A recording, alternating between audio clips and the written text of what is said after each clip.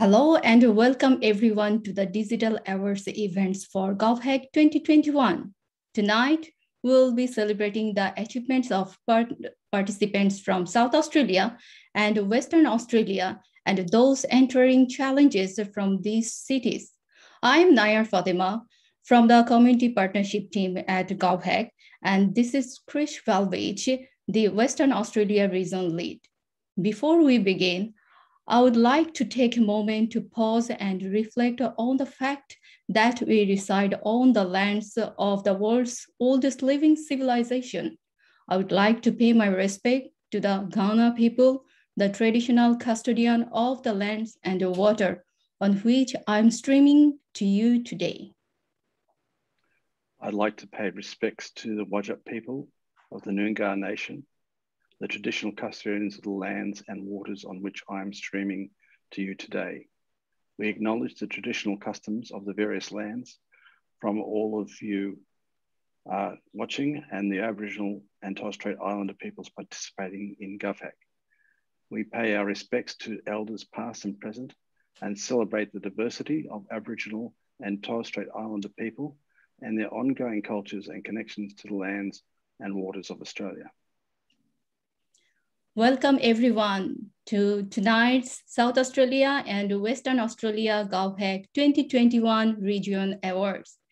It has been a wild year, but I'm excited to have you join us here this evening to celebrate the achievements of teams that entered the South Australia and Western Australia based challenges. I would also like to extend my welcome to Aaron Rayons, the Chief Operating Officer at Phoenix, Livia Lam, the GovHack competition lead. We are lucky to be sponsored by many awesome organizations that supports the use of open data to better our lives and communities. So before we get started with the announcement of the awards, I would like first to acknowledge and thank our sponsors that make these GovHack events possible to be free for everyone to attend and participate in. Through their sponsorship, we have a mix of digital and physical events occurring throughout Australia and New Zealand. Each of these events are free for everyone to participate in and enter the every challenges on offer. Our lead international sponsor this year is Infosys. You would be familiar with Infosys if you participated in previous GovHack events. Infosys have been a major sponsors of GovHack over the past few years, helping to make GovHack possible across Australia and New Zealand.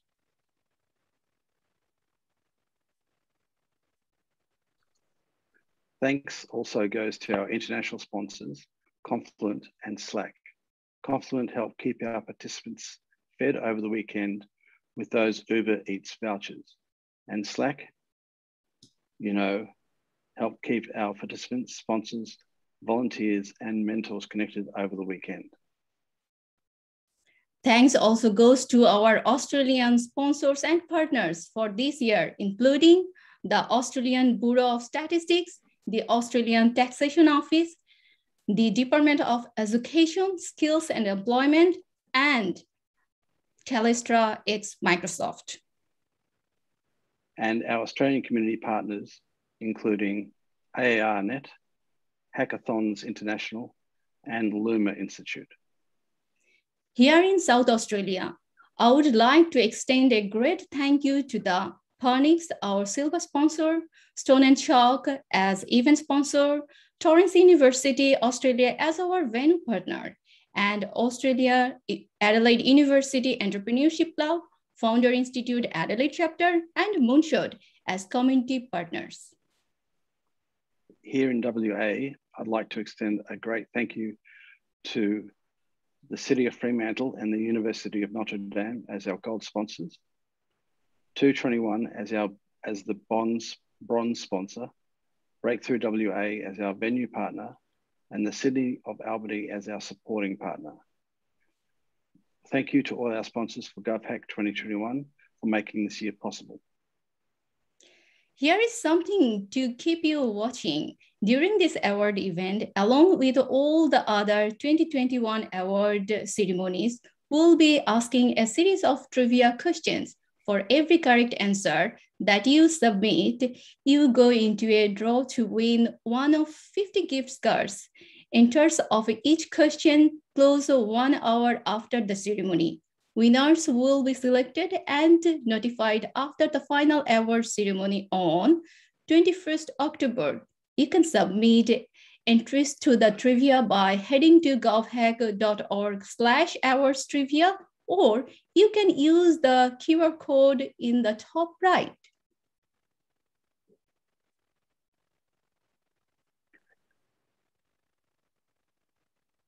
Last night, there were 4 trivia questions asked. Here are the answers for those questions. How many time zones are there in Australia? In Australia, there are 6 different time zones. They are UTC +8, the Western Australian Standard Time, Perth, UTC 8 + 45 minutes, Australian Central Standard Time, Eucla, UTC 9:30, Australian Central Standard Time, Darwin, UTC +10, Australian Eastern Standard Time, Brisbane, UTC +10:30, Australian Central Daylight Saving Time, Adelaide, and North Lord Howe Island Standard Time. And the UTC 11, Australian Eastern Daylight Time, Sydney, and Lord Howe Island Daylight Time. And there's also 7 external territory time zones, but we aren't counting those for this. Nobody then included them in their count, so no one missed out. This next question is, Charles Babbage is known as the father of the computer, but who is the mother of computer programming? The answer is Ada Lovelace.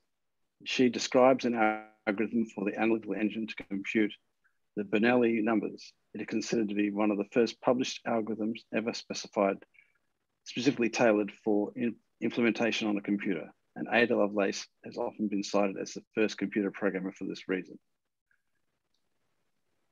The third one was, what is the name of the largest monocline in Australia?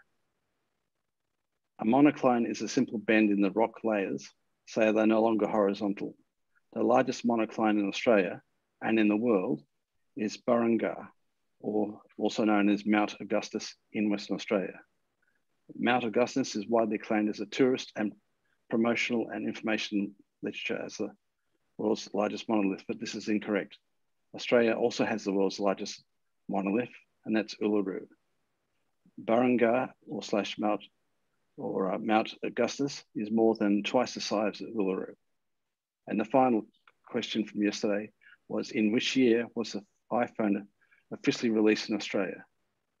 The first iPhone was released in Australia was the iPhone G3, and it was released on the 11th of July, 2008, over a year after the first version was released in the United States of America. Hey, our first trivia question for this evening is question A. What is the highest grossing film of all time when adjusting for inflation? Some fun fact, because of the long-term effects of inflation, the significant increase of movie theater ticket price, older films get pushed out of the list of highest grossing films. In the current top 50 without inflation, the earliest film was released in 1993. Currently, the highest grossing film without adjusting for inflation is Avatar. It had lost his place to Marvel's Avengers Endgame after a decade to hold again the top place. It only reclaimed the top place earlier this year when it was released in China. Make sure to submit your answer to govhack.org/awardtrivia. Don't forget about that.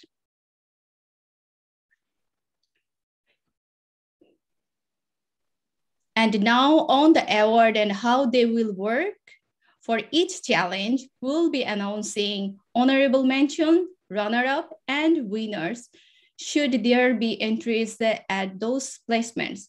When a runner-up or winner is announced, we'll give a brief discussion of this project while a speed-up version of their video is played. Tomorrow morning, teams that are announced this evening will be emailed their certificates and what steps will happen next. These steps will include the prize claim process that will get started after the Digital Red Carpet Award on the 21st October next week.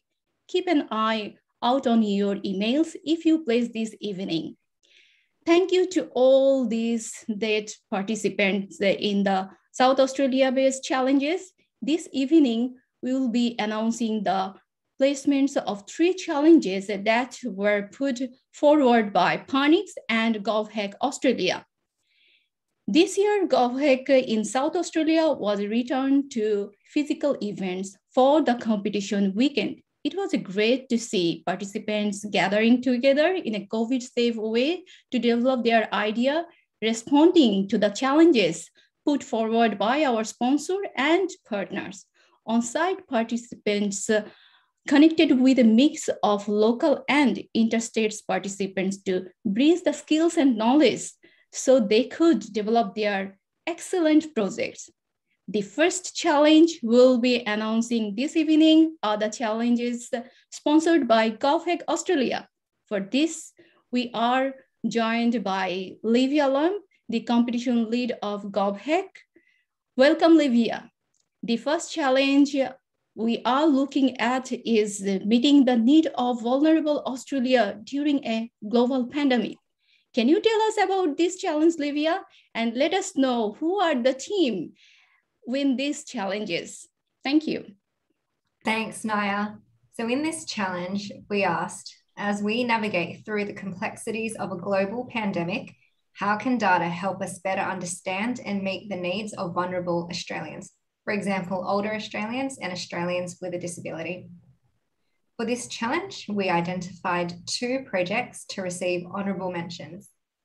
And so the first of these honourable mentions goes to DigiKey by Team Big Sunday. Congratulations, Big Sunday, with their project DigiKey. Excellent work. So for the second honourable mention, this one goes to DigiVan by Team Charlotte's Web. Congratulations, DigiVan by Team Charles Webb. Well done. And now on to the winner of this challenge. So our judges selected Ken Barron's Collective for their project Support Access Portal. Congratulations to Support Access Portal by the Ken Barron's Collectives. Analysis of recent data shows that people on the National Disability Insurance schemes are less able to use their support budget than in pre-COVID times. Support Access Portal is a coordinated platform to enable people to access their support, disability, or safely in person. The second challenge we have this evening, the Digital Future of Agriculture, also put forward by GovHack Australia. So back over to Livia and let us know what they are the challenges and the winner. Thank you. In this challenge, GovHack asked, how might we use data and digital technology to make agriculture more sustainable, more ethical, and more efficient? For this challenge, we have 2 honourable mentions again. The first of these honourable mentions goes to Market Shaw by the team MBCC GovHackers. Congratulations, Market Shaw and team MBCC GovHackers. Well done. For the second honourable mention, this one goes to Electronically E for their project Twofold Predictive and Detective Disease Management System. Congratulations to Electricity E. Well done. Agree, well done. So now on to the winner. And the challenge winner for this one is Super Cattle by the team The Lone Alpaca. Congratulations, Super Cattle by the team Lone Alpaca. Australian cattle stations are massive, and as cattle is moved, feedable grasses become scarce in rural Australia. Super cattle is a solution to harness the mobile network to measure grass growth and inform farmers on the best location of their herd.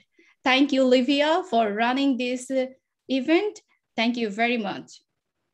No worries. Happy to present and celebrate the achievements of these hackers. Well done, everyone.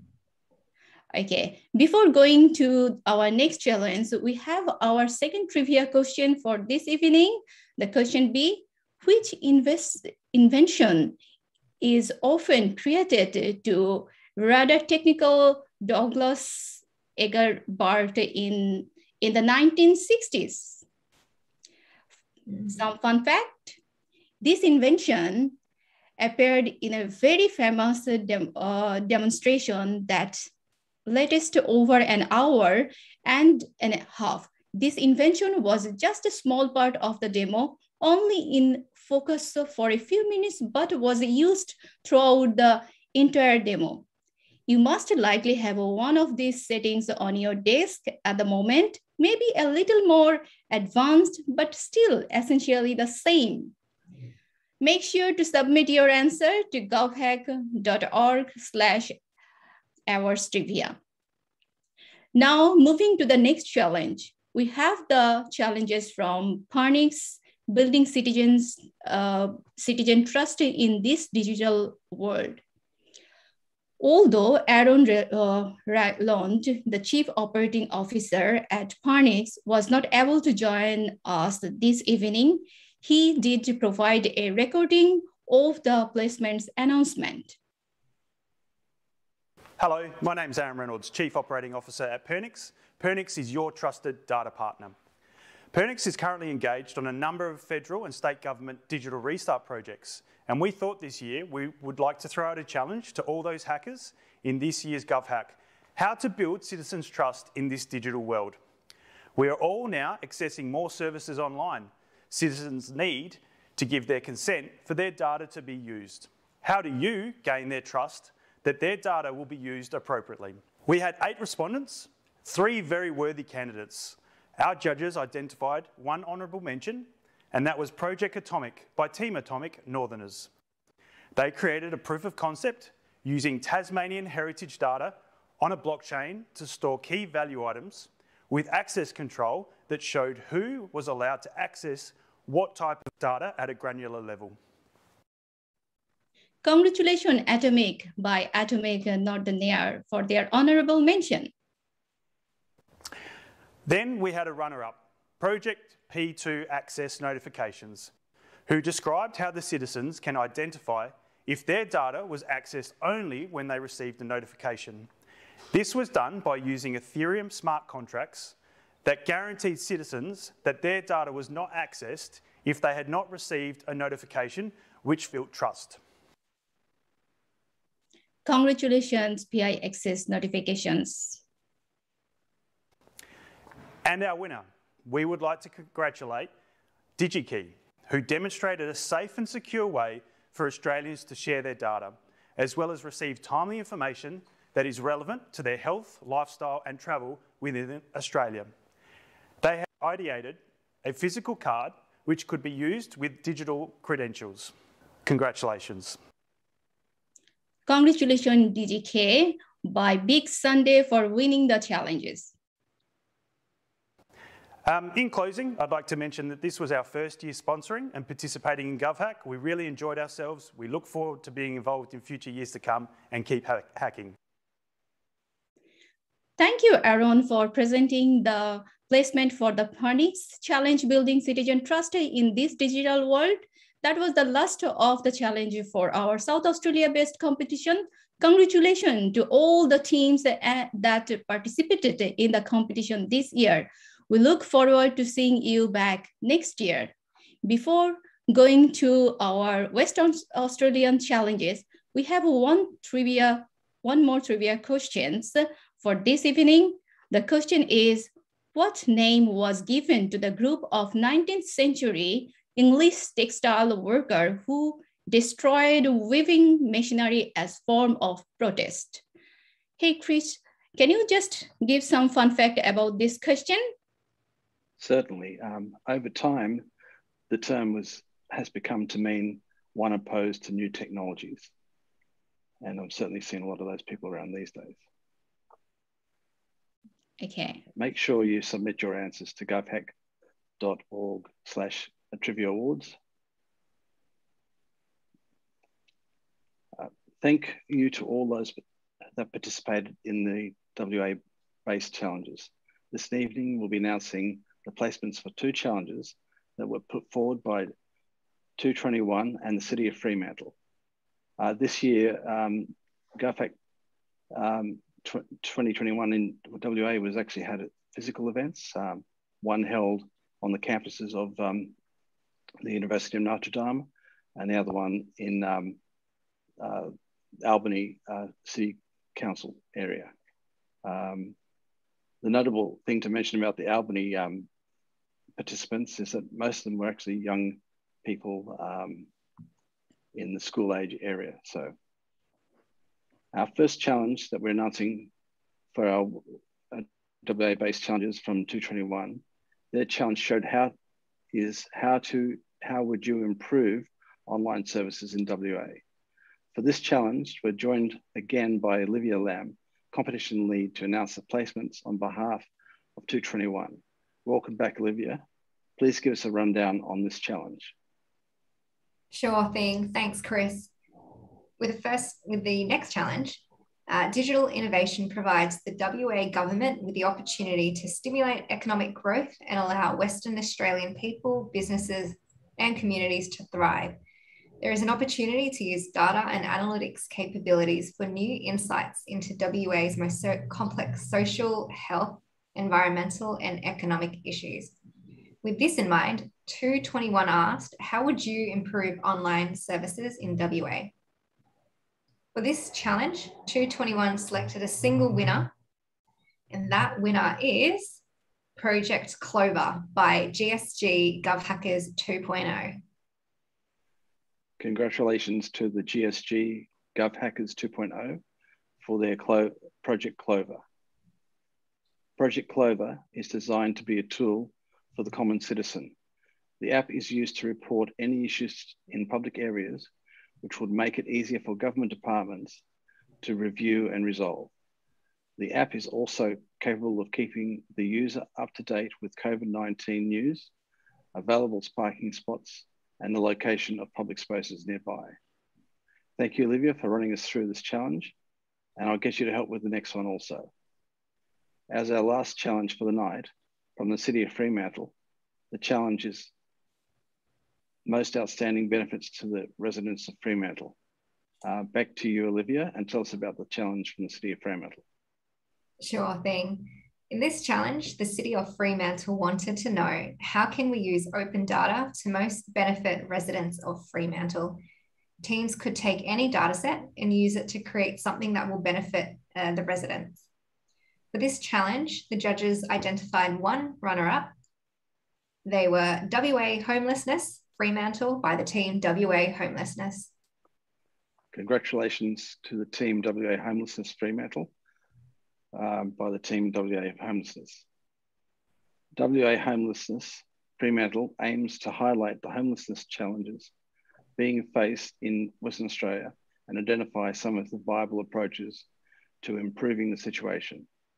Using open data, the project's main objectives were to determine where these hotspots are, which demographics of people are most affected, and propose possible interventions to reduce the amount of homelessness in those areas. All righty, so on to the final prize for tonight. The judges in this final, so it's the same challenge, and now it's the winner that we're announcing. That winner is Shaggy Breeches with their project Mugless. Congratulations. Congratulations to Team Shaggy Breeches for their project Smugglers. Walking has many benefits, from individual health through to environmental sustainability. Lack of efficient and safe lighting at night can lead to risks, including visibility to drivers and trip hazards. Muglessness Project provides people with a method of finding the most well-lit path to their destination, creating safer lighting for walking through Fremantle at night and bringing greater nightlife to the area. Thank you, Olivia, for presenting the placements for the City of Fremantle Challenge. Most outstanding benefit to the residents of Fremantle. And that was the last challenges for our Western Australian-based competition and the last challenge for the evening. Congratulations to all the teams that participated in the competition this year, and we look forward to seeing you back next year. Before closing out this evening, we have the last of our trivia questions. Don't forget that for every correct answer you submit, you go into the draw to win one of 50 gift cards. Winners will be selected and notified after the final award ceremony on the 21st of October. The last question for this evening, question D, in which year did the original of what is now become data.gov.org go live? If you actually have had a chance to look at data.gov.org, you'll see some interesting data portals there. The one that I found interesting was the fact that there is satellite data, which is provided in near real time. So basically every 2 or 3 days, new images of the Australian continent is actually provided online, and that you can actually have a look at that over time and do comparisons through a particular timeline that you might find of interest. Make sure you submit your answers to govhack.org/trivia awards. Hey, congratulations to all our winners, runners-ups, and honorable mentions that have been announced this evening. You can check out each of these projects on the Hackerspace by heading to hackerspace.govhack.org. If your team was announced this evening, make sure to watch your email tomorrow morning.